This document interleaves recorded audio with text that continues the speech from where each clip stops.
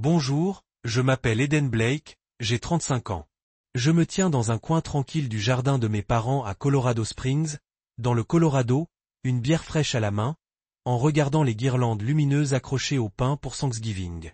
Des rires résonnent dans la foule familière, famille, amis et quelques voisins réunis autour de la table à manger en plein air. Ma mère, Margaret, est occupée à dresser des assiettes de tarte à la citrouille tandis que mon père, le colonel à la retraite James Blake, se tient parmi un groupe de vétérans et raconte pour la 100e fois son histoire de la tempête du désert. Je souris et hoche la tête quand quelqu'un me regarde. Mais au fond de moi, je me sens comme une ombre. Personne ici ne connaît la vérité. Personne ne sait que moi, Eden Blake, celui qu'ils prennent pour un simple logisticien, je suis en fait colonel de la Delta Force, l'unité d'opération spéciale la plus prestigieuse de l'armée américaine. Je ne les blâme pas. C'est la couverture que j'ai choisie. Ou plutôt, la couverture que mon travail m'oblige à porter. Pour la sécurité nationale, pour la sécurité de ceux que j'aime et pour les missions top secrètes dans lesquelles j'ai versé sang, sueur et fragments de mon âme, je dois vivre dans le mensonge. Pour ma famille, je suis un raté.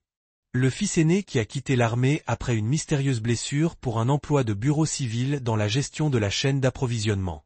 Un emploi ennuyeux, sûr et banal dans une famille imprégnée de gloire militaire comme les Blake.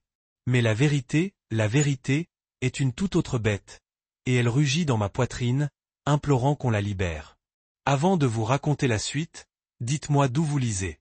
Aimez si vous avez déjà dû cacher votre réussite à ceux qui doutent de vous. J'ai grandi dans l'ombre de la tradition militaire de la famille Blake.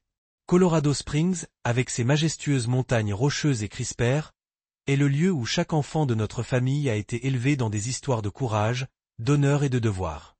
Mon père, James, était un colonel de l'armée qui a combattu dans 2 guerres et a ramené à la maison une armoire remplie de médailles. C'est le genre d'homme qui domine une salle, non seulement par sa prestance, mais aussi par les histoires qu'il raconte. Des histoires de soldats survivant sous le feu, des décisions de vie ou de mort sur le champ de bataille. Ma mère, Margaret, est une femme forte qui a toujours soutenu mon père, mais qui a aussi placé des attentes très élevées sur ses 3 enfants. Moi, ma sœur cadette Lily et mon frère cadet, Connor. En tant qu'aîné, j'étais destiné à suivre les traces de mon père. Je me souviens des soirées à table où mon père évoquait ses jours au Vietnam, le regard empreint de fierté. « Aidan », disait-il en me désignant du doigt avec un sourire à demi sérieux. « Tu vas accomplir de grandes choses. Les Blake ne produisent pas des hommes ordinaires. » Je n'avais que 10 ans, mais ces mots se sont gravés dans ma mémoire comme un vœu. Je ne voulais jamais le décevoir. J'excellais à l'école, j'étais performant en sport, et lorsque je suis entré à l'académie militaire de West Point, j'étais l'un des meilleurs cadets de ma promotion. Je pouvais courir 8 km avec un sac de 18 kg sans transpirer, tirer au fusil avec une précision extrême et m'attaquer à des exercices tactiques comme s'il s'agissait de puzzles. Mais ce qui me distinguait, selon mes instructeurs, c'était ma capacité à rester calme sous pression. Blake, un commandant, m'a dit, « Tu as le sang-froid le plus total. Tu es né pour de grandes choses, et j'en ai fait de grandes. » Après West Point, j'ai été sélectionné pour la Delta Force, une chance dont seule une fraction de % des militaires pourrait rêver. La Delta Force n'est pas une option à laquelle on postule et qu'on reçoit sans broncher. On vous choisit, on vous teste, et si vous n'êtes pas assez fort, on vous abat sans pitié. J'ai survécu aux mois exténuants d'entraînement à Fort Bragg, où j'ai appris à endurer le désert, la jungle et les salles d'interrogatoire étouffantes. J'ai appris à tirer plus vite qu'un battement de cœur, à désamorcer des bombes et à diriger une équipe d'opérations spéciales dans les endroits les plus dangereux de la planète. Lorsque j'ai officiellement rejoint la Delta Force, j'ai su que j'avais trouvé ma place. Mais cette gloire a eu un prix. Delta Force n'est pas qu'un simple travail. C'est un secret. Personne, pas même ma famille, ne pouvait le savoir. Pour protéger les missions et mes proches, j'ai dû me construire une couverture. Ainsi, Eden Blake, le prometteur diplômé de West Point, est devenu Eden Blake, l'employé logistique sans histoire qui a quitté l'armée après une blessure inexpliquée. La couverture a été soigneusement élaborée par mes supérieurs. Assez vague pour éviter les questions, mais suffisamment ennuyeuse pour que personne ne creuse plus. Je prends une gorgée de ma bière en regardant Connor, grand et confiant dans son uniforme impeccable de marine, de l'autre côté de la cour. Mon jeune frère, 30 ans, a récemment été promu major, et la famille rayonne de fierté. Connor a toujours été la star de la famille Blake, non pas parce que je n'étais pas bon, mais parce que j'ai choisi de vivre dans l'ombre. Connor l'ignore. Personne ne le sait, sauf mon unité et une poignée d'officiers supérieurs du Pentagone. Je me souviens de la première fois où j'ai menti à ma famille. J'avais 27 ans, tout juste sorti d'une mission en Irak où mon équipe avait déjoué un attentat suicide visant un marché bondé. Nous avions sauvé des centaines de vies, mais j'avais été blessé à l'épaule par un éclat d'obus. C'était l'excuse parfaite pour me couvrir. De retour à la maison, j'ai dit à mes parents que j'avais été blessé lors d'un accident d'entraînement et que j'avais décidé de quitter l'armée pour travailler dans le civil. Mon père m'a regardé, les yeux pleins de déception. « Eden » a-t-il dit à voix basse. « Je te croyais plus fort que ça. » Ces mots m'ont blessé comme un couteau. Mais je ne pouvais pas dire la vérité. Je ne pouvais pas dire que je venais de mener une équipe à travers une zone infestée par l'EI, d'éliminer 3 ennemis à bord d'un chevalier noir ou de recevoir une médaille confidentielle lors d'une cérémonie discrète sur une base en Allemagne. Au lieu de cela, j'ai hoché la tête et dit « Je suis désolé, papa. Je veux juste une vie tranquille. » À partir de ce moment-là, tout a changé. Les réunions de famille sont devenues un combat silencieux avec moi-même. Chaque fois que mon père racontait ses années militaires, ou que Connor racontait avec enthousiasme ses missions dans les marines, j'étais là, souriant, hochant la tête et répondant vaguement aux questions sur mon travail. Oh, juste la gestion d'entrepôt, disais-je, ou la logistique d'expédition. Rien d'excitant. Chaque mensonge était un poids sur ma poitrine. Je jette un coup d'œil à ma mère, qui sourit largement tandis que Connor raconte une anecdote amusante sur le camp d'entraînement. Elle a toujours été la plus douce de la famille, mais même elle ne peut cacher sa déception. « Eden, ça va ?» me demande-t-elle souvent, la voix empreinte d'inquiétude, comme si j'étais un morceau de verre fragile. Je dis toujours que je vais bien, mais son regard me dit qu'elle n'y croit pas. Elle pense que j'ai abandonné mes rêves, que je n'étais pas assez forte pour suivre la voie militaire comme mon père et Connor. Lily, ma sœur, est la seule à ne pas juger. Elle est institutrice, loin de la tradition militaire familiale, mais imprégnée de sa culture de l'honneur. Lily essaie toujours de m'entraîner dans des conversations sur mon travail, ma vie. Mais je sais qu'elle perçoit le mur invisible qui nous sépare. « Eden, tu devrais parler davantage de ton travail », m'a-t-elle dit un jour, à moitié en plaisantant. Je parie que tu as des histoires plus intéressantes que tu ne le laisses paraître. J'ai simplement souri et changé de sujet. La vérité, c'est que j'ai des histoires. Des histoires que je ne peux pas raconter. Comme la fois où j'ai mené mon équipe à travers un village syrien, sauvant 12 otages d'un groupe rebelle, ou la fois où j'ai interrogé un chef terroriste dans un bunker sombre, utilisant toutes mes compétences psychologiques pour extraire des informations qui ont sauvé des milliers de vies. Ces histoires ne sont pas destinées au dîner familial. Elles sont scellées dans des dossiers confidentiels, connus uniquement des personnes disposant des plus hautes autorisations. Ce soir, ce mur me semble plus épais que jamais. Je regarde Connor, entouré de gens qui lui tapotent l'épaule et le félicitent. Je suis vraiment fier de mon frère. Mais chaque compliment pour Connor me rappelle que je ne peux pas partager ma propre gloire. Je pensais pouvoir y faire face.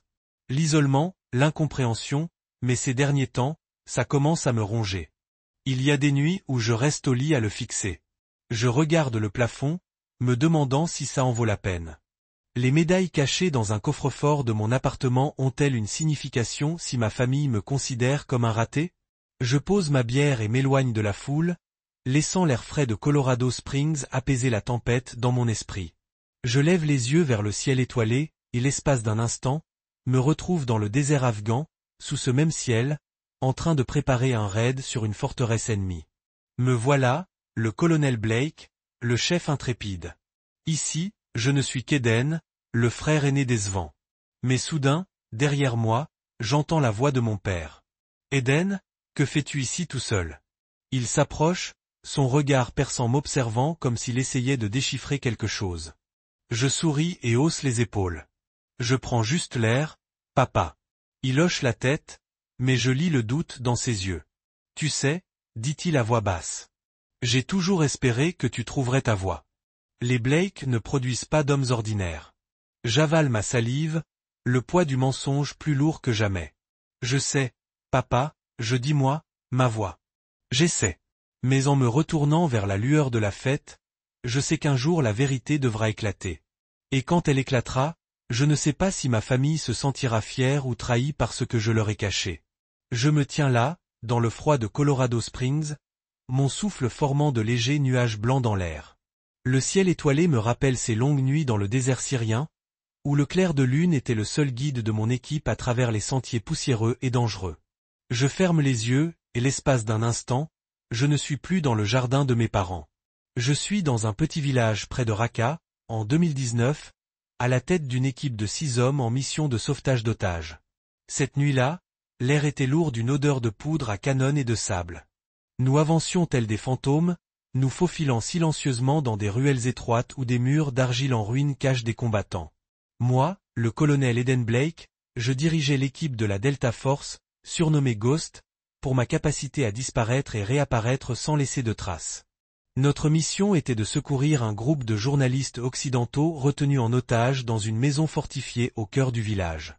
Il ne nous restait que quelques heures avant que les terroristes ne mettent leurs menaces d'exécution à exécution. Je me souviens de chaque battement de cœur, régulier malgré l'adrénaline qui me parcourait les veines.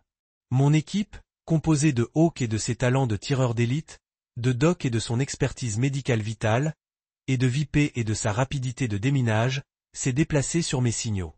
Nous avons enfoncé la porte, neutralisé 4 hommes armés en 10 secondes et trouvé les otages dans un sous-sol sombre. L'une d'elles, une journaliste, m'a regardé les larmes aux yeux et m'a murmuré « Merci ». J'ai cru que j'allais mourir.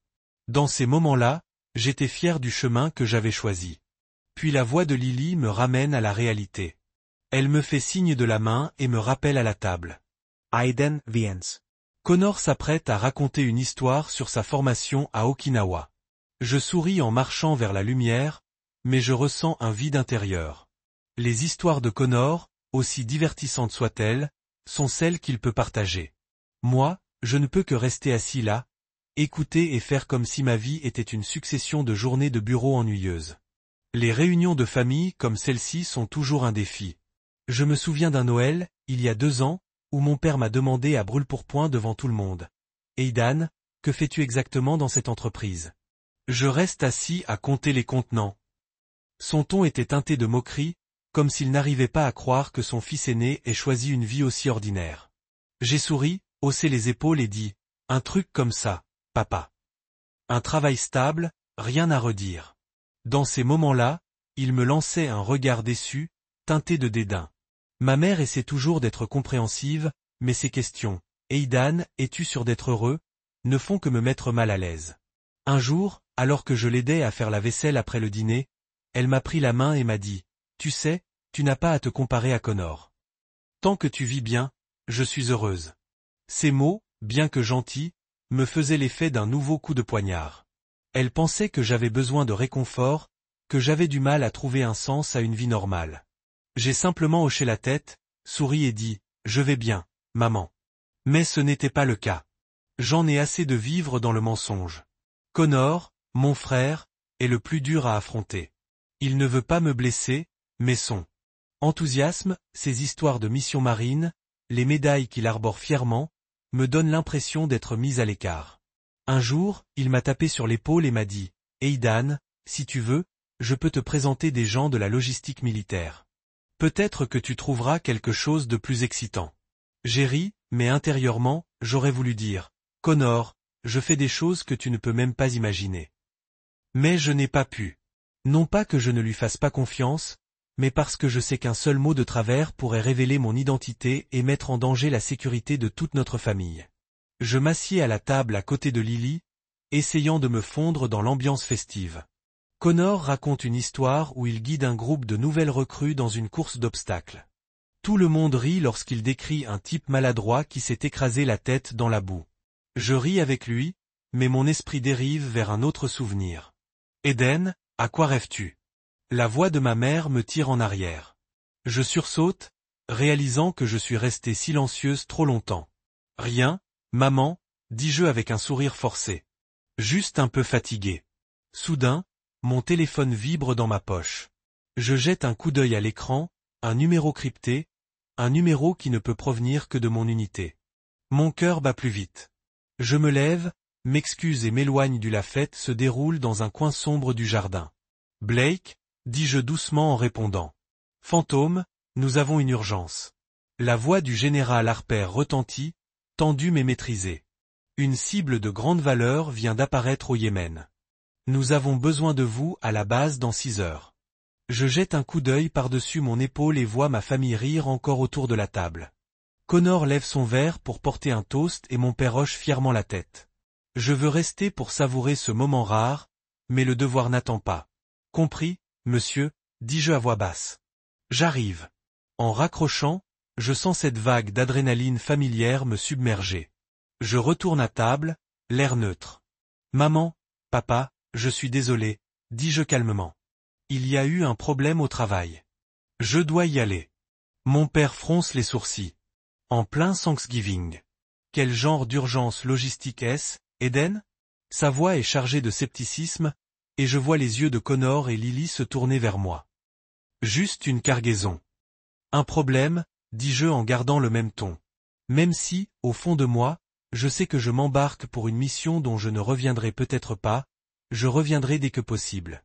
En quittant la fête et en montant dans mon vieux camion cabossé, qui fait partie de ma couverture civile, je sens l'ombre d'Eden Blake, l'employé de la logistique, peser sur moi. Mais alors que je roule vers la base, je sais que Ghost prend le dessus, prêt à affronter tous les défis qui m'attendent. 3 semaines après l'appel urgent du général Harper, je suis rentré du Yémen, épuisé physiquement, mais toujours vif d'esprit. La mission était une course contre la montre.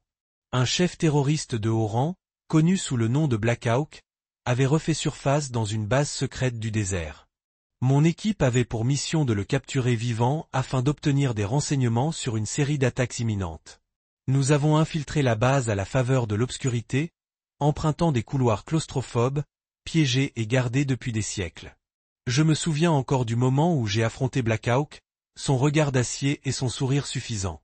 « Tu ne briseras jamais mon réseau », a-t-il dit. Mais je lui ai prouvé. C'était faux. Nous l'avons capturé, extrait les renseignements et empêché un bombardement qui aurait pu faire des centaines de morts dans une ville européenne. Mais, assis dans l'avion militaire qui me ramène aux États-Unis, je ne me sens pas victorieux. Je me sens simplement épuisé. Non pas à cause de la mission. Je suis habitué à ces défis, mais à cause du prix du silence. Lorsque l'avion atterrit à la base aérienne d'Andrew, je range mon équipement de combat, enfile une simple chemise boutonnée et un jean, et deviens Eden Blake, logisticien. Je me demande combien de fois je pourrai encore vivre ces 2 vies. 4 ans plus tard, je me rends à Camp Pendleton, en Californie, pour la cérémonie de promotion de Connor. Mon jeune frère vient d'être promu major, une étape importante dans sa carrière dans le corps des marines. Ma famille est arrivée de Colorado Springs, et je sais qu'ils s'attendent à ce que je sois là, ne serait-ce qu'en tant qu'Eden, le frère logisticien. Je roule sur les routes côtières, le soleil radieux de Californie ruisselant par la fenêtre. Mais mon esprit est rivé aux souvenirs du Yémen et aux innombrables fois où j'ai affronté le regard déçu de mon père. Camp Pendleton est un monde de discipline et d'honneur. En entrant dans la salle de cérémonie, je vois des rangées de marines, droits comme des piquets, dans leurs uniformes impeccables, les drapeaux américains et du corps des marines flottant au vent. La foule, famille, amis et officiers supérieurs, se rassemble autour de la scène principale où Connor et d'autres officiers seront honorés. Je choisis une place au fond, près d'une rangée de palmiers, essayant de me fondre dans la foule. Je porte un polo bleu marine et un pantalon kaki, l'image parfaite du civil inoffensif. Ma famille est assise au premier rang, à quelques mètres. Mon père, en costume gris, est assis, le dos droit, le regard fier fixé sur la scène. Ma mère, vêtue d'une élégante robe à fleurs, serre un mouchoir, visiblement émue. Lily, assise à côté d'elle, scrute la foule, me cherchant probablement. Je lui fais un petit signe de la main lorsqu'elle me repère et elle sourit, mais je sais que je ne peux pas les rejoindre tout de suite. Je dois garder mes distances, non seulement pour me protéger, mais aussi pour me protéger des questions auxquelles je ne peux pas répondre. La cérémonie commence par une fanfare de trompette suivie d'un discours d'un colonel des marines. J'écoute, mais mon esprit vagabonde. Je repense aux cérémonies secrètes auxquelles j'ai assisté. Des salles sans fenêtres où j'ai reçu des médailles pour des missions dont personne en dehors de mon unité n'a connaissance. Ces cérémonies n'avaient ni public, ni famille, juste des poignées de mains discrètes et des murmures. Bravo, Blake. Je me demande si Connor réalise la chance qu'il a d'être sous les projecteurs. Son moment de gloire, vu par sa famille et ses amis. À l'appel de Connor, je vois mon frère monter sur scène, confiant et fort. La foule applaudit et j'entends ma mère s'étrangler. Mon père, debout, applaudit bruyamment, un sourire radieux aux lèvres. J'applaudis aussi, mais depuis mon coin d'ombre, j'ai l'impression d'être dans un autre monde. Connor le mérite, je le sais. Mais une partie de moi est jalouse, non pas de son succès, mais de la liberté de l'afficher ouvertement. Après la cérémonie d'épinglage, la cérémonie se transforme en réception. Les officiers honorés se mêlent à la foule, se serrent la main et posent pour des photos avec leur famille. Je vois Connor serrer maman dans ses bras, la main de papa et plaisanter avec Lily. Je commence à m'avancer pour les féliciter, mais je me retiens. Je ne veux pas attirer l'attention. Je ne veux pas avoir à répondre à des questions comme « Eden, comment va ton travail ?» ou « Pourquoi n'es-tu pas resté dans l'armée comme Connor ?» Au lieu de cela, je reste immobile, observant de loin, essayant de me fondre dans la foule comme un étranger. Mais soudain, je sens des regards braqués sur moi. Je me retourne et aperçois le général Harper, mon ancien commandant lors de plusieurs opérations au Moyen-Orient, debout à quelques mètres, en train de discuter avec un groupe d'officiers des marines. Harper est un grand homme aux cheveux argentés, au regard perçant comme des rasoirs. Il m'a vu dans mes moments les plus dangereux, comme cette fois en Syrie où j'ai mené mon équipe à travers un champ de mines pour sauver des otages. Il m'a également déployé sur la mission au Yémen il y a 4 ans. Il sait qui je suis, ce que j'ai fait. J'essaie de me détourner, espérant qu'il ne me reconnaisse pas en civil, mais c'est trop tard. Harper avance à grands pas. Un sourire s'est répandu sur son visage. « Colonel Blake » crie-t-il d'une voix claire et suffisamment forte pour que les personnes présentes puissent l'entendre. Je ne m'attendais pas à vous voir ici. Mon cœur s'arrête. Je vois ma mère écarquiller les yeux. Mon père fronce les sourcils comme s'il pensait avoir mal compris. Connor, debout à quelques pas, me regarde avec confusion. Lily sourit simplement comme si elle pensait à une blague. Mais je sais qu'il n'y a pas d'échappatoire à ce moment. Monsieur, dis-je à voix basse, essayant de rester calme. Juste Eden maintenant. Je ne suis plus dans l'armée. J'espère que Harper prendra la relève, comprendra que j'essaie de maintenir ma couverture. Mais que ce soit par excitation ou par manque de jugement, il persiste. Pas dans l'armée. Allez, Blake. Tu es l'un des meilleurs membres de la Delta Force. Tu te souviens de l'opération Raqqa? Tu as sauvé toute notre équipe d'un piège. Il rit de bon cœur en me tapant sur l'épaule. Mais chaque mot est un coup de marteau porté au mur du secret que j'ai construit au fil des ans. Je vois mon père s'avancer, les yeux plissés de suspicion. Eden, dit-il d'une voix basse mais sèche. De quoi s'agit-il, colonel? Delta Force. Ma mère et Connor se rapprochent, et je sens le poids de dizaines de regards dans la foule. J'ai envie de courir, de disparaître comme le fantôme que j'étais sur le champ de bataille, mais je sais que je ne peux pas. Le moment que je redoute depuis des années est arrivé. Je prends une grande inspiration, sentant le monde ralentir. Papa, Maman, Connor, ma voi setend. Il y a des choses que je ne vous ai jamais dites. Non pas parce que je voulais les cacher, mais parce que j'y étais obligé. Pour la sécurité nationale, pour la sécurité de notre famille. Mon père croise les bras, son regard rivé sur moi. Parle, Eden. Dis la vérité. Je jette un coup d'œil autour de moi, apercevant Harper debout, réalisant enfin ce qu'il a fait. Il hoche légèrement la tête comme pour me donner la permission de continuer. Et c'est ce que je fais. Je n'ai jamais quitté l'armée, dis-je d'une voix plus ferme.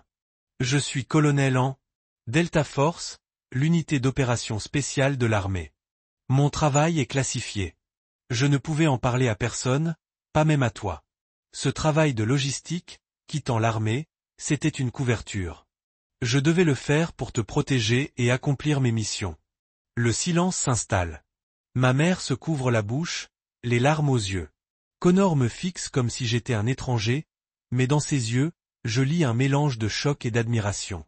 Mon père, toujours stoïque, reste figé, comme s'il digérait l'information. Delta Force? Il répète à voix basse. Tu es dans la Delta Force depuis tout ce temps? J'acquiesce. Oui, papa. J'ai dirigé des opérations en Irak, en Syrie, en Afghanistan. J'ai fait des choses que je ne peux pas détailler, mais je n'ai jamais abandonné ma voie. Je ne pouvais juste pas te le dire. Ma mère s'avance, me prenant dans ses bras, les larmes aux épaules. Eden, pourquoi n'as-tu rien dit? On a pensé, sa voix s'éteint, la voix brisée. On pensait que tu n'étais pas assez fort. Je la serre dans mes bras, J'ai la gorge serrée. Je suis désolé, maman. Je n'avais pas le choix. Connor s'avance et pose une main sur mon épaule. Eden, dit-il d'une voix tremblante. Tu es Kennel. Tu es un fantôme. Je parviens à esquisser un faible sourire. C'est mon indicatif. La cérémonie se termine, mais ma famille n'est pas prête à partir. Nous nous asseyons dans un coin tranquille de la base, à l'ombre d'un grand palmier. Je leur dis une partie de la vérité, ce que j'ai le droit de partager. Je parle de West Point, de l'entraînement exténuant pour rejoindre la Delta Force, des nuits blanches sur le champ de bataille. Je n'entre pas dans les détails de la mission, mais j'en dis suffisamment pour qu'ils comprennent que j'ai vécu une vie qu'ils n'auraient jamais imaginée. Mon père, qui a toujours été le plus dur avec moi, reste silencieux pendant la majeure partie du récit. Finalement, il me regarde et dit, « Eden, j'avais tort. Je pensais que tu avais abandonné, mais toi, tu as dépassé tout ce que j'ai pu accomplir. » Dans sa voix, j'entends du respect, quelque chose que j'aspire depuis si longtemps. Connor, en tant que camarade de service, me bombarde de questions sur la Delta Force, sur les missions, sur la façon dont j'ai gardé le secret si longtemps. Je réponds ce que je peux, et pour la première fois, je ressens un véritable lien avec mon frère. Lily, comme toujours, sourit et dit, « Je le savais, Eden. J'ai toujours su que tu n'étais pas ordinaire. » En quittant Camp Pendleton, je me sens soulagé, mais je sais aussi que cette vérité va tout changer. Ma famille me verra différemment, mais je devrai toujours vivre avec des secrets que je ne peux pas partager. Et au fond de moi, je crains que ce moment, bien que libérateur, n'ait des conséquences que j'ignore encore. 3 jours après la cérémonie, j'ai reçu un courriel crypté du commandement de la Delta Force. L'objet était simple, convocation urgente. Mon cœur s'est serré en l'ouvrant, même si j'avais essayé de m'y préparer. Le message m'appelait à une réunion à Fort Bragg avec une brève note concernant une violation des protocoles de sécurité. J'ai immédiatement su que l'appel du général Harper, le colonel Blake, devant la foule, n'était pas passé inaperçu auprès des responsables de la sécurité. J'ai pris un vol matinal pour la Caroline du Nord, l'esprit en ébullition. Pendant 10 ans dans la Delta Force, j'avais vécu selon une règle d'or. Pas de révélation, pas de vantardise, pas de traces.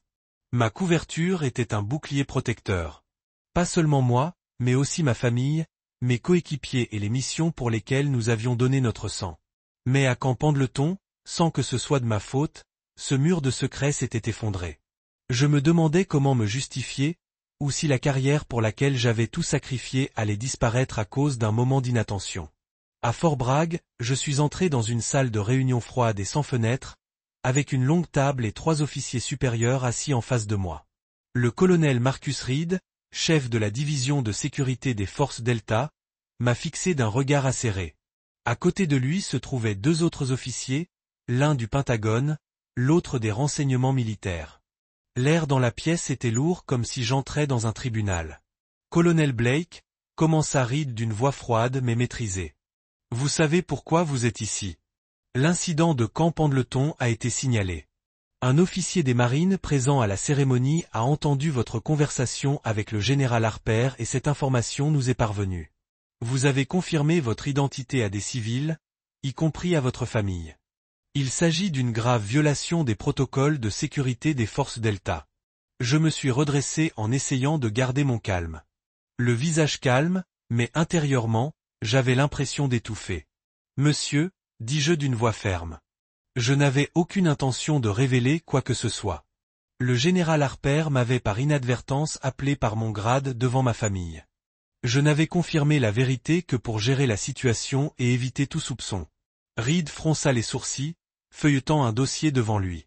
Vous savez qu'il n'y a pas de place pour l'inattention dans notre travail. Blake, la Delta Force existe dans l'ombre. Un mot de travers peut mettre en danger les opérations, vos coéquipiers et vous-même. J'ai hoché la tête, sans discuter. Je savais qu'il avait raison.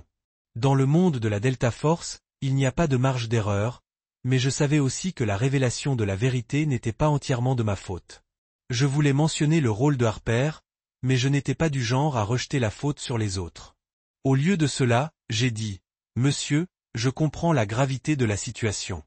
Je suis prête à en assumer toutes les conséquences. » L'officier du Pentagone, une femme au regard perçant, prit la parole. « Colonel Blake, votre bilan est impressionnant. Raqqa, Bagdad, Yémen. Vous avez sauvé des centaines de vies et déjoué des menaces majeures, mais cela ne vous exonère pas de vos responsabilités. Nous avons évoqué une suspension, voire un licenciement, de Delta Force. » Ces mots me frappèrent comme un coup de poing en pleine poitrine. Delta Force n'était pas seulement mon travail. C'était mon essence, là où je trouvais un sens à un monde chaotique. La perdre serait comme perdre un morceau de mon âme. J'inclinai la tête, luttant pour garder une voix ferme. Je comprends, madame. Je vous demandais simplement de prendre en compte les circonstances et mes contributions passées. La réunion fut interrompue pour délibérer, et on me demanda d'attendre dans le couloir. Je m'assis sur une chaise en plastique dur, les yeux rivés au sol, l'esprit s'agitant en imaginant les pires scénarios. Je pensais à ma famille. Le regard fier de mon père sur Pendleton. L'étreinte de ma mère. Le sourire de Connor lorsqu'il m'appelait « fantôme ». Ces moments valaient-ils la peine d'être risqués? Ma carrière? La porte s'ouvrit et je sursautai lorsque le général Harper entra. Il était en grande tenue, le visage sévère mais sans dureté. « Blake, dit-il à voix basse. Viens avec moi. » Nous entrâmes dans un petit bureau à proximité et il ferma la porte. « Eden, dit-il en utilisant mon prénom pour la première fois depuis des années. J'ai entendu parler de la réunion. Je sais que c'est moi qui ai causé tout ça. J'ai été négligent à Pendleton, et je ne te laisserai pas porter le chapeau. » Je secouai la tête, essayant de protester. « Monsieur, ce n'était pas votre faute. J'ai confirmé la vérité à ma famille. J'aurais pu mieux gérer la situation. » Harper leva la main, me faisant signe d'arrêter. « Vous êtes l'un des meilleurs soldats que j'ai jamais commandé, Blake. J'ai parlé à Reed et aux autres. Je leur ai rappelé ce que vous avez fait, Raqqa, au Yémen, et cette opération en Afghanistan où vous avez sauvé toute mon équipe d'une embuscade. Ils ne peuvent pas ignorer votre valeur. » Une lueur d'espoir brilla, mais je restai prudent. « Qu'ont-ils dit, monsieur ?» Harper eut un léger soupir. Sourire. « Ils ont accepté d'alléger la peine. Tu seras suspendu pendant 2 mois, sans opération, et tu devras suivre une formation de sécurité supplémentaire. Mais tu restes dans la Delta Force. Ton casier judiciaire est trop lourd pour qu'ils te virent pour une erreur involontaire. » J'ai expiré, comme si un poids avait été soulevé de ma poitrine. « Merci, monsieur, » ai-je dit d'une voix émue. Je ne sais pas quoi dire. « Ne dis rien, » a répondu Harper. « Continue simplement à faire ce que tu fais le mieux. Mais la prochaine fois que je fais une erreur, frappe-moi. » D'accord, a-t-il ri et je n'ai pas pu m'empêcher de sourire en retour. En quittant Fort Bragg, j'ai ressenti à la fois du soulagement et du poids. 2 mois de suspension, ce n'était pas idéal, mais comparé à la perte de ma carrière, c'était un petit prix. Je savais que j'avais eu de la chance, non seulement grâce à l'intervention de Harper, mais aussi grâce au palmarès que je m'étais bâti au fil des ans. Mais je savais aussi que l'incident de Pendleton avait tout changé. Pas seulement avec ma famille, mais aussi en moi. Sur le vol de retour vers Colorado Springs, j'ai repensé à ce qui s'était passé. J'avais vécu dans l'ombre trop longtemps, et même si la révélation de la vérité était un accident, elle m'a apporté quelque chose que je n'avais jamais eu, la reconnaissance de ma famille. Mais j'ai aussi compris que je ne pouvais pas me laisser piéger à nouveau dans de tels moments. Delta Force est ma place, et pour y rester, je dois continuer à vivre avec le secret, même si cela implique de garder mes distances avec ceux que j'aime. 7 ans se sont écoulés depuis cette cérémonie fatidique à Camp Pendleton. Et maintenant, à 42 ans, je ne suis plus le fantôme menant silencieusement des équipes sur des champs de bataille enfumés. J'ai évolué vers un rôle de commandement, élaborant des stratégies pour Delta Force depuis un bureau plus sûr à Fort Bragg. Mon travail consiste désormais à analyser des renseignements, à coordonner des opérations secrètes et à former la prochaine génération de soldats d'élite. Mais si mon rôle a changé, la responsabilité reste aussi lourde que jamais. Et aujourd'hui, alors que je me prépare à ma cérémonie de promotion au grade de major général, une étape importante dont je n'aurais jamais osé rêver, je sais que ma famille me verra enfin dans la lumière. Pas comme Eden Blake, le travailleur de la logistique, mais en tant que major général Eden Blake, soldat d'honneur. Il y a 7 ans, lorsque ma véritable identité a été exposée à Pendleton, je pensais que c'était le début de la fin. 2 mois de suspension, une formation à la sécurité supplémentaire et des regards examinés par mes supérieurs m'ont fait me demander si j'avais encore une place à Delta Force.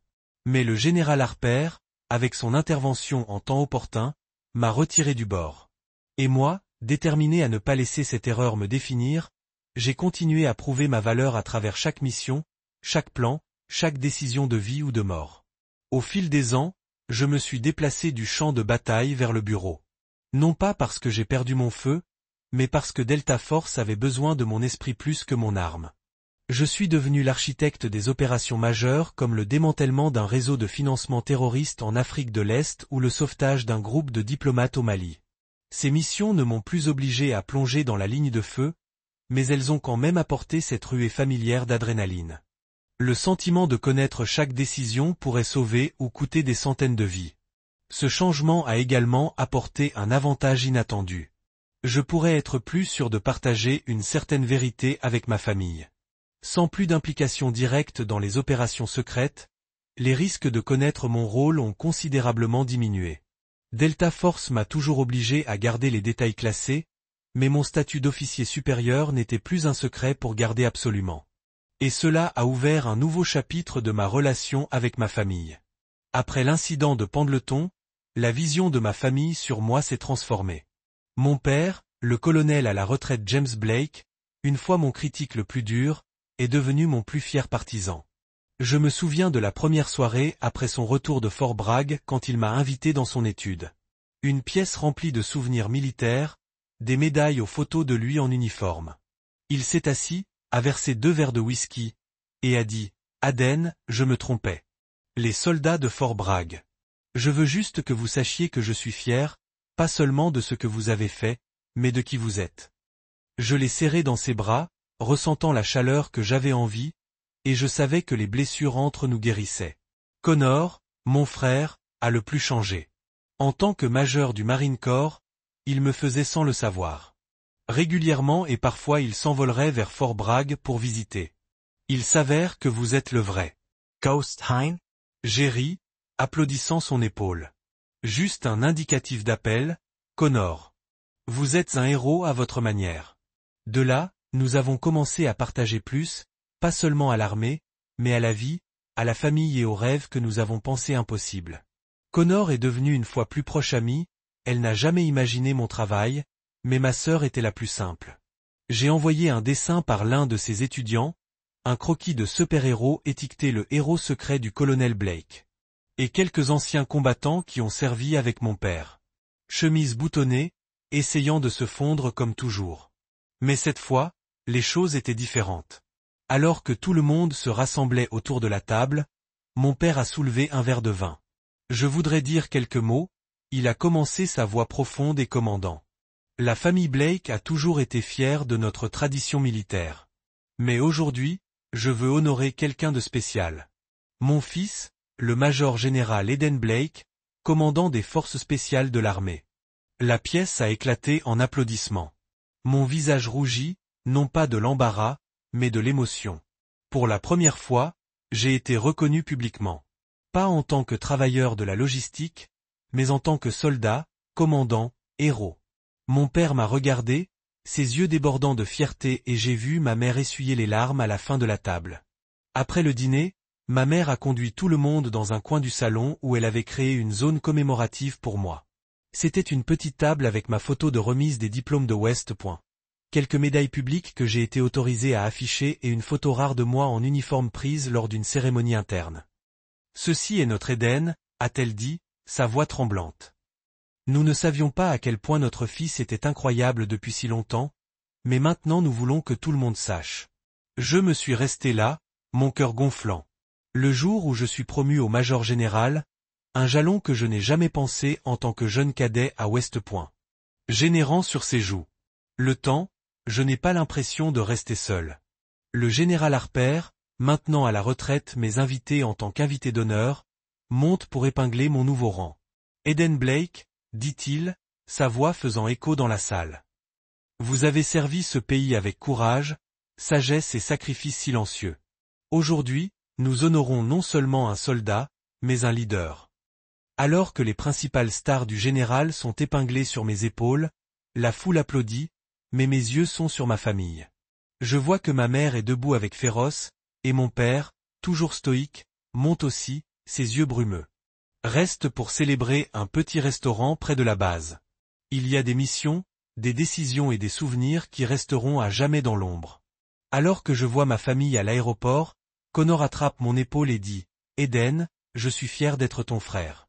Mais la prochaine fois, ne me faites pas attendre 7 ans pour savoir à quel point tu es génial, d'accord ?» Je ris, l'étreins et promets d'essayer. Sur le retour, je réfléchis à mon voyage. D'un jeune homme accablé par les attentes familiales à un fantôme vivant en secret à un général reconnu par ceux que j'aime. J'ai appris que l'honneur n'est pas seulement des médailles ou des rangs, mais dans les moments où je suis avec les gens que j'aime, sachant qu'ils me voient. Vraiment me voir.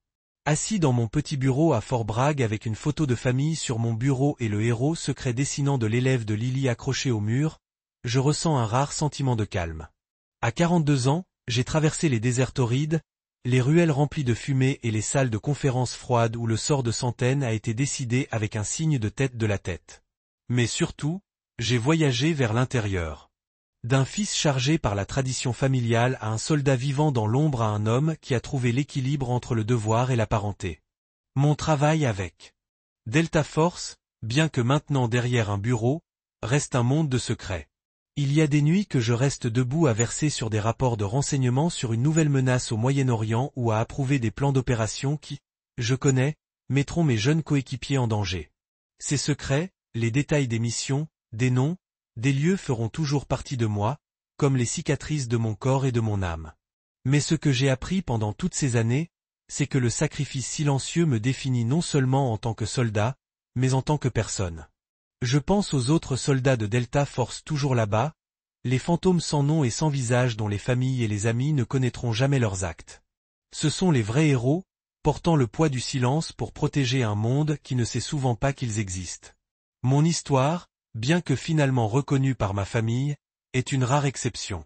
Pour beaucoup d'autres, la lumière de la reconnaissance ne viendra jamais, et je leur respecte un profond respect. La cérémonie de promotion générale du major a changé tout, mais pas comme je le craignais autrefois.